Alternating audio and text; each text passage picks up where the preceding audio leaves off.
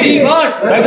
हमारी मांगे पूरी करो, हमारी मांगे पूरी करो, we want justice, we want justice. आप बताएं हम क्या चाहते हैं। My self Chaudhary Ghulam Nabi, seasonal teacher association president district Doda. आज डोडा स्टेडियम के अंदर हमारे सीजनल टीचर्स की एक मीटिंग थी, जिसका ये मकसद है कि गवर्नमेंट की जानब से 2006 से लेके आज तक इन लोगों के साथ सौतेली माँ का सलूक किया जाता है। जितनी भी गवर्नमेंट, जितनी भी सरकारें जम्मू कश्मीर में आईं, उन सरकारों ने इन लोगों को भर्ती तो कर लिया, लेकिन इनके साथ यूज़ एंड थ्रो पॉलिसी का सिलसिला पिछले 16 सालों से जारी है। ये लोग 6 महीने दूर दराज पहाड़ी एरिया के अंदर जाके गुज्जर, बकरवाल, नमैडिक, गद्दी वगैरह के लोगों के बच्चों को तालीम देते हैं और उसके बाद ये लोग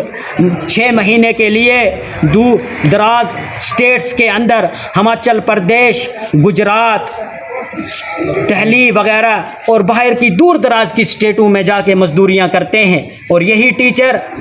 उन स्टूडेंट्स के सामने जब 6 महीने उस्ताद का दर्जा रखते हैं, उसके 6 महीने के बाद ये लोग जब मजदूरियां करते हैं तो वो बच्चे ये समझते हैं कि हम इस उस्ताद को टीचर कहें या मजदूर।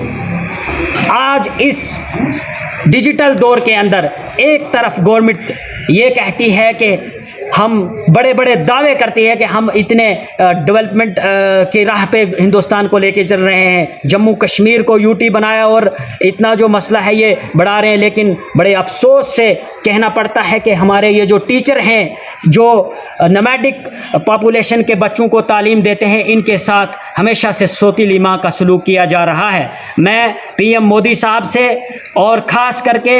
यहाँ के लेफ्टिनेंट गवर्नर मनोज सिन्हा से गुजारिश करता हूँ कि इन लोगों की सैलरी तो 4000 से बढ़ा के 10,000 कर ली, लेकिन फिर इन लोगों को दोगली पॉलिसी के अंदर रखा है। मैं गुजारिश करता हूँ कि इन लोगों को 12 महीने के लिए स्कूलों के साथ अटैच किया जाए, ताकि ये लोग भी अपने बाल बच्चे का ख्याल रख सकें।